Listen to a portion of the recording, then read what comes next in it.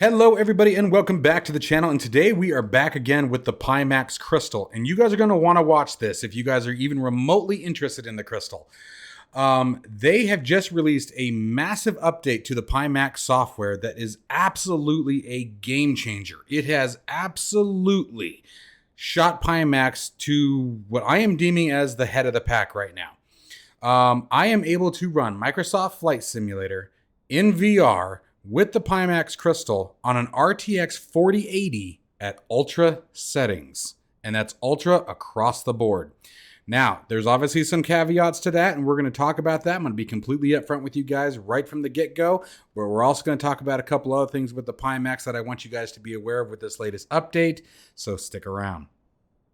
If you are interested in acquiring any of my overkills tutorial guides for Microsoft Flight Simulator, or simply interested in supporting the channel, please consider joining us on Patreon. Patreon subscribers level tier 2 and above have access to all of my guides, as well as any future releases that come down the road. Patreon link can be found in the description below.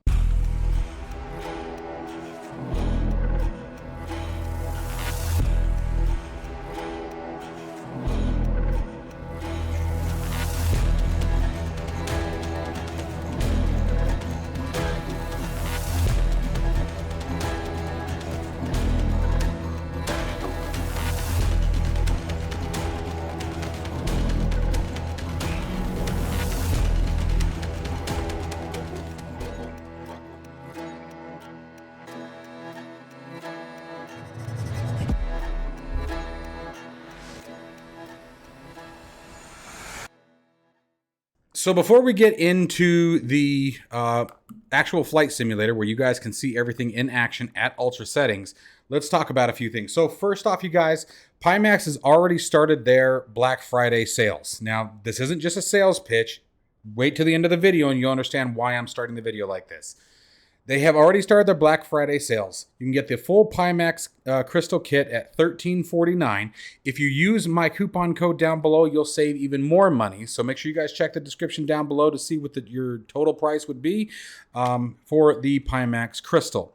Now that that's out of the way, let's talk about what the big changes are. This is phenomenal.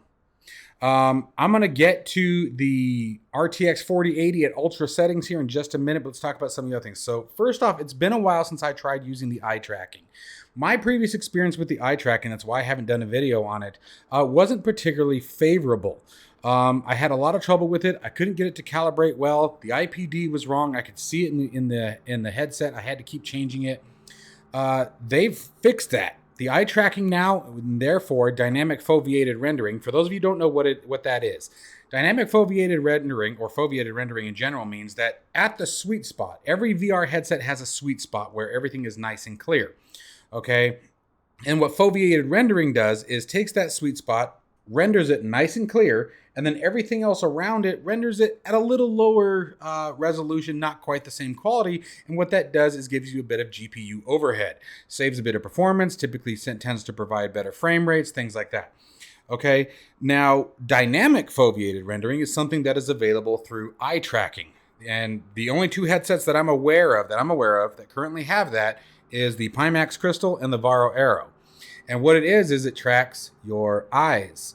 And so as your eyes move, that foveated rendering location also moves. And so it follows you, your eye movement, and keeping that clarity wherever your focal point is with your eyeballs. Okay, so really slick. That is working very, very well. The IPD calibration is now working very, very well. The inside-out tracking, I don't know if they did an improvement or not. I've always told you guys that since I started using this, I really didn't have any problem with it. There were a couple times I would notice like maybe a micro stutter here and there, but nothing that I could definitely say that's the eye track or that's the inside out tracking, right? No. But I will say that with this latest software release, I feel like it's changed. I feel like it's even smoother. Now let's talk about the RTX 4080, the big one that you guys are waiting for, and Microsoft Flight Simulator with the Crystal at ultra resolution or ultra settings. So first up, let's talk about the resolution. I do have the resolution. I'm using OpenXR, by the way. I do not use SteamVR. I stay away from SteamVR as often as possible. SteamVR had its time. But whenever possible, I use OpenXR. OpenXR is significantly more lightweight, significantly more efficient. You're going to get much better frame rates using OpenXR, OpenVR. So just throwing that disclaimer out there. If you're using Steam VR and you try to do what I'm doing, you may not have the same results. Okay. So with that being said, using OpenXR, I have also downscaled the resolution just a little bit. I think the default resolution on this is like 2880 by 2880 per eye. Okay. I'm running like right around 2560. Now, I haven't tried maxing it out yet and going to the native resolution yet because I've been very happy with that 2560-ish is what it's at, I think. Everything's nice and clear, perfectly legible. I don't have any problem. Even the GNS 530, G1000 doesn't matter. I can read everything nice and clear. So I'm not worried about that. I'm happy with it. And the biggest thing that, in my opinion, where as long as you're happy with the resolution when it comes to the Crystal, what you're after is the colors. The coloring in the Crystal surpasses any other VR headset currently on the market, in my personal opinion, and that of the headsets that I have used. Okay, now I have told you guys from the start that I am a Pimax fanboy.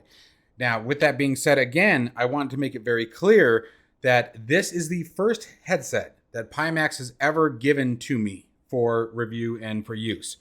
And I have owned every single release that Pimax has ever put out. Everything from the first Pimax to the 4K to the 5K to the 5K Plus, the 8KX, and then finally the Crystal. Okay, so I've owned them all. I think the only one I don't have is the 12K, and honestly, I don't think the 12K is ready for a 4080, so I don't need it. So as long as you're happy with the resolution, you think everything's nice and clear, looks pretty, then what you're after with the Crystal, in my opinion, is the two big things. The inside-out tracking for me. I love the inside-out tracking. I have right behind me, or right behind you, I should say, a Samsung G9 super ultra wide monitor. It's a 49-inch monitor. I don't have any problems with the cameras losing tracking because of the screen behind it.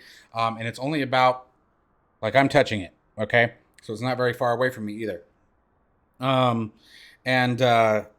Yeah, so the inside-out tracking and the color, okay? The colors, the blacks in this thing are so nice, which makes all of your shading, all of your night flying, all of your depth perception at night significantly more challenging and more realistic. So now let's talk about how I pulled that off now that I went on that big old rant. I'm sorry. I get excited. You guys know what I do. In this latest update, the biggest thing that Pimax introduced, there were two things that, and by the way, this is live to you, okay? This update is available to the public, okay? This is not a beta update. So to you, they have introduced two things. Number one, 72 hertz. Let's talk about the hertz for a second and why that's a big deal. On most VR headsets, as far as I can remember, as far back as we go, everyone was all about 90 frames per second, okay? We always wanted to hit 90. 72 works just as well. I can tell you that right now, it works flawless. Now, here's where that comes into a critical part of this. They implemented what is also called smart smoothing, okay, or their version of motion reprojection. Motion reprojection essentially uses AI or, a software interface to fill in the blanks where frames would be missing, okay? And what that does is gives you a bit of GPU overhead. Now, we'll get to the caveats, that there are caveats to this. But essentially what it does is creates images that the GPU didn't necessarily render, if I'm understanding it correctly. It's still a little hazy to me on what it does, but I understand the basic principle. The software injects an image, the Pimax software injects an image to replace what is actually there that the GPU couldn't render to the headset fast enough, and therefore that's where you get the stutters. And the smart smoothing or motion reprojection smooths that stutter out, and therefore giving you better frame rates. Now, what does that do? At 72 hertz with motion reprojection on, it takes the frame rate from 72 and it tells the software, look, or the GPU, all you gotta do is hit 35, or in this case, 36. Okay, you hit 36 frames per second, and me being the Pimax software, I'm gonna pick up the other frames that are missing, okay? And it does a fantastic job with it. And I have absolutely been blown away by how successful this has been. Now, let's get into some of the caveats, okay, before we start boasting about the ultra, the ultra settings in Microsoft Flight Simulator. First off, my test today, what I'm showing you guys today, now I have done this in the TBM 850 from the Black Square, and I've done it in the Mooney, okay, and that's what we're gonna do today is the Coronado Mooney, however the heck you wanna say it. And so obviously, you know, we're not talking about an A320. I'm not talking about even the Longitude. I haven't tried the Longitude yet, but I have done it in the TBM 850. I've done it in the Cessna 152. Nothing really to write home about. And I've done it in the Mooney. Okay, but simply being able to, in any aircraft, in my opinion, on the 4080 in VR with the Crystal at the resolution I'm running, be able to put this thing into Microsoft Flight Simulator into ultra graphic settings is a phenomenal update. Okay, we're going to go up right now. We're going to fly around Tucson, my hometown. Okay, now Tucson is not the largest city of the world by any means or stretch of the world. Phoenix is probably 2 or 3 times the size of Tucson. LA is even bigger than Phoenix, right? So keep that in mind. But I'm flying around the areas that I like to fly in. I like to fly in the Caribbean. I like to fly in more remote areas than I do in the commercial districts. Okay, I don't really like flying around New York. I don't really like flying around LA. It just, I don't know why. I just don't. I just always liked the quieter areas of the world, I guess. You know, I don't know. Anyway, so we're gonna get up. I'm gonna let you guys see what it's like. One more caveat, something that does happen. Now keep in mind, this is the first official release of smart smoothing or motion reprojection from Pimax. So I do occasionally see a real quick screen tear. Okay, I'll see like a flicker or a big shimmer, extremely noticeable. Okay, and then occasion I'll see like a stutter. Okay, where I'll go to turn my head and I'll go like this real quick. Okay, but it's not always. It's actually, in all respect to it, it's very seldom. So I did want you guys to be aware of that it is not without flaws. It is not perfect by any means, but for a first public release, it's impressive. Let's get to the footage.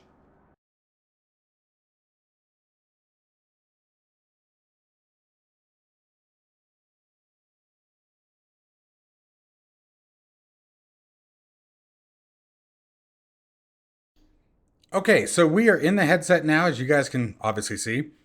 Now, I'm going to give you guys a couple, 2 more caveats. First off, I am also recording using OpenXR. There's an OpenXR VR mirror, so that's going to take a little bit more overhead as well. And then recording with OBS in general, I'm going to lose a little bit of overhead, okay? And I'm going to try to stop bouncing my head because I'm sure that drives you guys absolutely crazy. But if I turn my head here, okay, so there it dipped down to 28. Okay, I'm down there, down at 33. Okay, but when I come back forward, and again, if I'm not recording, I'm at easily 36, 37 frames per second. But I do want to show you guys, we are on ultra settings, okay? And there's a few of these like I would honestly turn down, okay? So just keeping that in mind as well. Because there are a few things that I don't notice much of a difference in Microsoft Flight Simulator VR. For example, the volumetric clouds, I used to notice a huge difference, but I don't so much anymore. Also, one of the first things it did when I put the headset on is it recalibrated my IPD, which actually I need to adjust my headset again. I think my forehead touched the lenses and I put a smudge on it, but that's all right. We'll just fly with it for now. All right, so let's go ahead and see how it goes. Come on.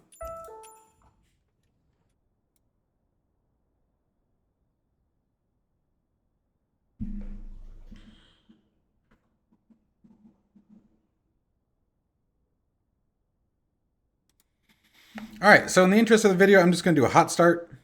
Using cached eye positions.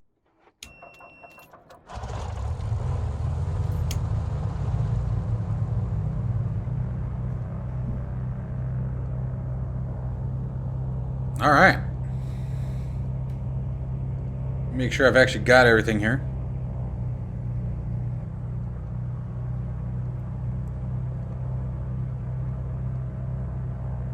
Let's release the parking brake. Let's go fly.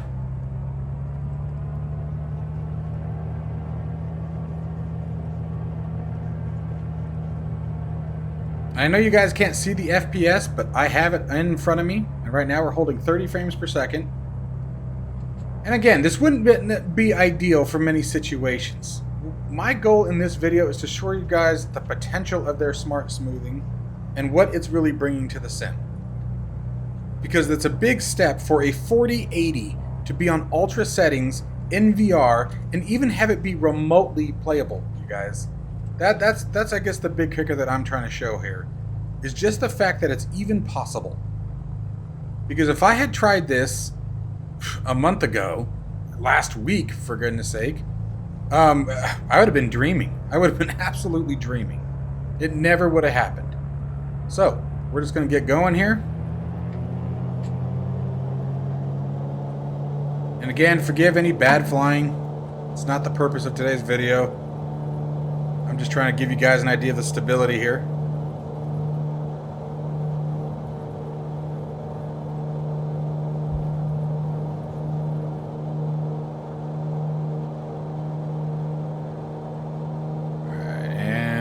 Wheels up. Maybe if I can find my landing gear. There we go. Like, I didn't even turn on the GNS 530, and I'm aware of that, or my lights, or anything else.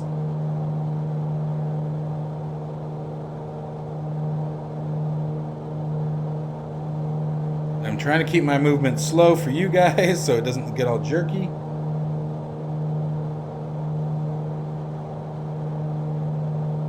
But we are on ultra settings. And it is playable. And again, I am probably losing 10 frames right now just because I'm using the OpenXR VR mirror and I'm recording with OBS.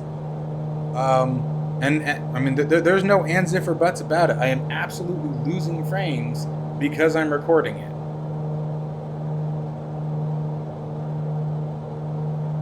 That is absolutely something that does happen. It is absolutely something that we have to deal with as recording VR.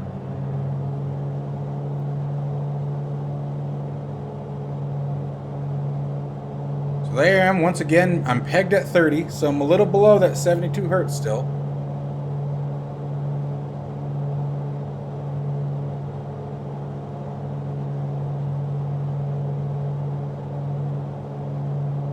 But it looks fantastic, and I hope, given the fact that I've given you guys all the disclaimers that I did, that you believe me when I tell you that if I'm not recording, it's perfectly smooth.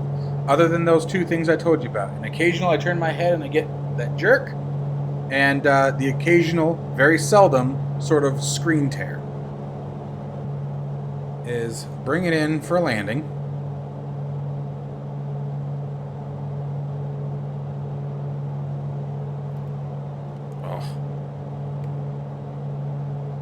I need to adjust my top headband.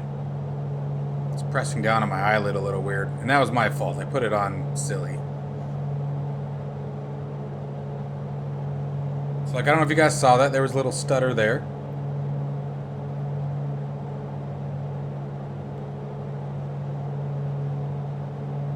But, like, it's absolutely playable. This is absolutely playable. And we'll even see if I can cripple it a bit more. Let's see here. I gotta remember what the keybind is. A tab? Where's my tab key? It's weird doing it from my right hand. Let's see. It's so funny too, because I can't type and look at the keyboard at the same time. Like, I physically cannot do it. Alright, so let's do that. And let's do broken. Boom. See what that does. Alright, so you guys can see the clouds now. You can see the impact now. And I kid you not. I don't know why. This actually makes no sense to me. Zero. My frame rates are higher than when we started this video. And I've noticed that outside of the recording as well. My frame rate is higher with the clouds on than it is without. Now, the only thing that I could think of is view distance and the way it's masking. I don't know. But that's just an educated, if you want to call it that, guess. Uh-oh. Oh my gosh, holy overspeed. Oops. You know what's great about the Mooney? Speed brakes.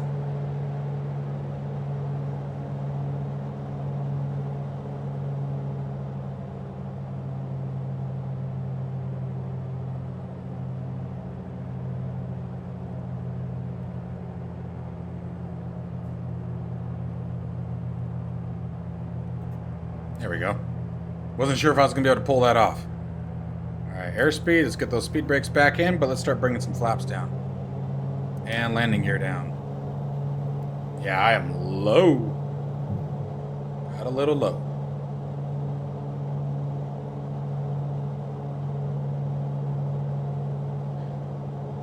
Like, I don't know. Obviously, I can't see the recording. And I don't know how choppy. It's like right there, it got choppy. It didn't like that. It didn't like me going full left to full right that fast. But again, on ultra settings, I am still having a perfectly enjoyable experience. Flaps. There it is, right there. All right.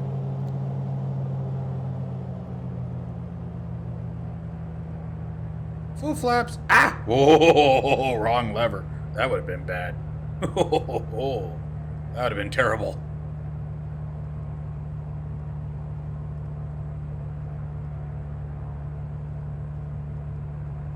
All right, luckily we have an 11,000 foot runway, so we got plenty. All right, so what's really cool to do with this aircraft, you can come in hot, pop your speed brakes right here.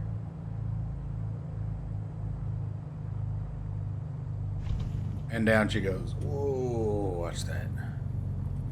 All right, let's bring the speed brakes back in. Now, here's what I'm gonna do here if I can get this done fast enough. Let's go into our options here. And now let's go from ultra to high. Come on, where are you? There you go. High end.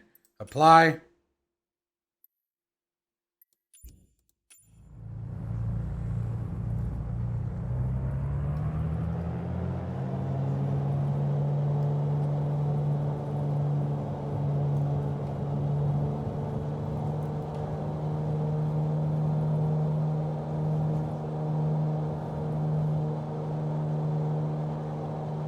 And now it couldn't care less.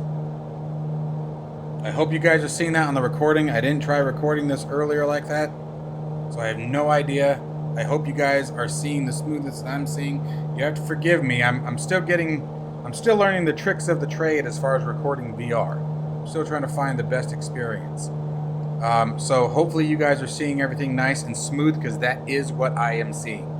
On high settings, I'm having no problems. No problem whatsoever. And it still looks great. It still looks beautiful. The clouds are freaking amazing. Absolutely amazing. It is absolutely cool just being able to look up through them. The shadowing, the texturing, the lighting. Oops, hitting the microphone. I told you I suck at recording in VR. Everything is stunning. So I wanted you guys to be aware of this latest update. I wanted you guys to know that, in my opinion, Pimax took this one by storm. This is a massive improvement. This is a massive improvement. Wrong lever. Keep doing that. To just about everything. Everything about the experience. On high settings, I can tell you right now, on the high-end settings with the RTX 4080, with the Pimax Crystal, at the resolution that I specified earlier, like I said, right around 20... Let's call it 2600. 2600 per eye is what you really want to call it. Because I'm like 2660 or 2670. Actually, here, let's see if I can do it without crashing. Hold on. You guys won't be able to see it, but I can. Hang on. 2590 is what it's at. Okay? It's at 2590. So call it 2600 resolution per eye. That's pretty damn high. Like I said, the native resolutions, I think, is 2880. Okay, so to be able to run that high, and everything looks crystal, everything looks crystal clear. It really does. And being able to use the crystal, have the inside-out tracking so I don't have to worry about the base station, have the deep colors of these amazing freaking displays. I've been very on the fence, and I wish you guys could see some of the conversations I've had with my Pimax rep. You know, we've had conversations about, you know, XYZ needs to be better. I'm struggling with this. Here's why I'm not doing videos on it, blah, blah, blah. With this latest release of the Pimax software, you guys, and this is the first release. Like right now, I'm sitting at 44 frames per second, you guys. And that is, for me in here, just so you guys know, in here, it's smooth as heck. Because it's showing a frame rate of 42 frames per second, but that's actually more like what the experience is going to be more like that 72 frames per second that we were talking about earlier. Okay, that's how that works. The FPS that's actually being registered is showing 42, or the 28 that we were talking about earlier, or the 30 that we were talking about earlier. Okay, that's what my FPS counter is telling, but that's not what the experience is. The experience is more like the 72, 60 hertz, 70 hertz, all that good jazz. Oh my gosh, I never put my landing gear up. I'm an idiot. We're just gonna dump it, man. We're going rogue here. Let's get that mixture back in though. That's a no-no. Like, this looks freaking cool. Making this round and how everything is so smooth and being able to recognize all my buildings and like that. Like, this is my hometown, so this one hits home every time. I don't have the speed brake set, do I? No. Okay.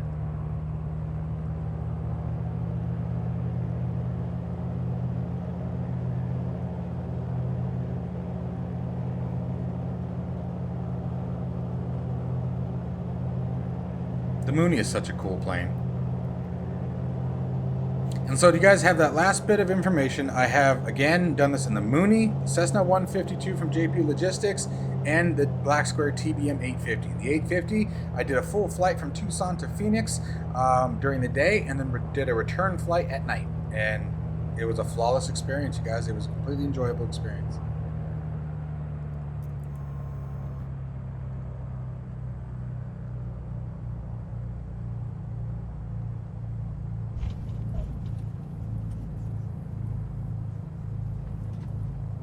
All right, my friends. Well, I hope you guys have enjoyed this video. I hope you found it useful. Let me know if you'd like to see more from the Pimax Crystal with this latest release.